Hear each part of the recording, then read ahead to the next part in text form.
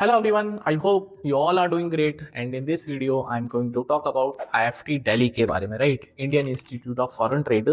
Other than अगर मैं IIMS की बात करता हूँ तो it is one of the finest colleges in India जो कि बच्चे टारगेट करते हैं through the CAT examination, right?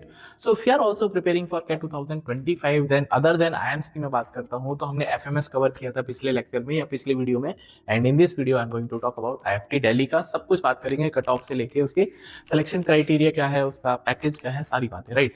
तो सबसे पहले हम बात करते हैं IFT दिल्ली के जो MBA प्रोग्राम है। तो बेसिकली IFT जो है वो दो MBA प्रोग्राम देता है, one is international business and second is business analytics, right? उसके बाद अगर मैं जनरली फीस की बात करता हूँ तो it can be around 21 to 22 lakh के आसपास, वो थोड़ा वेरिएशन हमेशा होता है, तो आप ये मान के चलो मोटा मोटा 21 लाख के आसपास का फीस रहने वाला है, राइट? अगर मैं एवरेज पैकेज की बात करता हूँ तो एवरेज पैकेजेस जो मूव करता है इट इज अराउंड 25 to 30 के बीच में आराम से मूव करता है, और highest package can go up to 70 lakh के आसपास ऑल्सो, राइट? तो ये उसके एवरेज पैकेजेस हैं। एंड उसके बाद जो सबसे इंपॉर्टेंट होता है कि सर एलिजिबिलिटी और सिलेक्शन क्राइटेरिया क्या है, कैसे IIFT के लिए हम अपने आप को एलिजिबल पा सकते हैं और क्या उनका सिलेक्शन क्राइटेरिया होता है। तो सबसे पहले स्टेज 1 में एलिजिबिलिटी होती है कि who can be the students जो कि एलिजिबल है IIFT दिल्ली के लिए। तो अगर मैं बात करता हूँ एलिजिबिलिटी क्राइटेरिया में, तो जो कैट का स्कोर है, पिछले मैं 2024 की बात कर रहा हूँ, 2025 to 2027 का जो उनका थ्रू द कैट 2024 के थ्रू जो इन्होंने नोटिफिकेशन निकाला उसके बिहाफ में मैं बात करता हूँ, तो कैट का जो वेटेज है, जो कंपोजिट स्कोर है, वो था 98। वो स्कोर की बात कर रहा हूँ, not percentile, it is score, right? आपको फॉर्मूला एक स्क्रीन पे दिख रहा होगा। फॉर एग्जाम्पल कैसे कैलकुलेट करते हैं कि आपका कंपोजिट स्कोर या फिर आपका वेटेज उसमें 98 का मतलब क्या है? तो कुछ नहीं करना है, पिछले साल जिस भी बच्चे के फॉर एग्जांपल 70 नंबर थे, राइट? फॉर एग्जांपल 70 नंबर थे आउट ऑफ 204, तो 70 डिवाइडेड बाय 204, क्योंकि लास्ट ईयर कैट में 204 नंबर का पेपर था, तो आपका score divide by 204, maximum marks की कैट के, मल्टीप्लाई बाय 98, मतलब आपको 98 के फैक्टर से मल्टीप्लाई करना सो दैट आपके पास ये स्कोर आ जाएगा, राइट?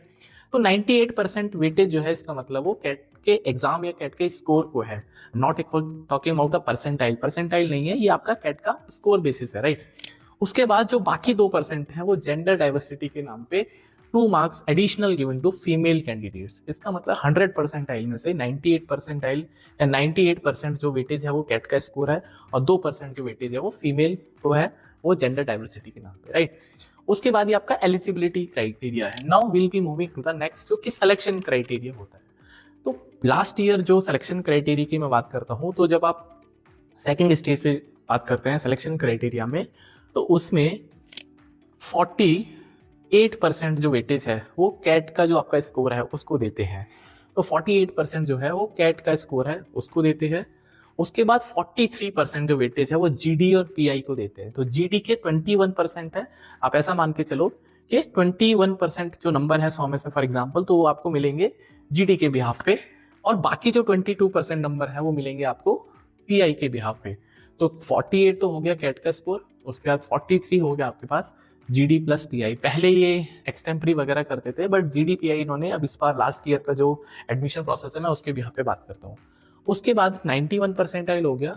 उसके बाद जेंडर डाइवर्सिटी को फिर से इन्होंने 3 नंबर दिए हैं, बोले तो 3 marks additional given to female candidates, and male को मिलेगा यहाँ पे नील बटा सन्नाटा, दैट इज एब्सोल्यूट 0, राइट?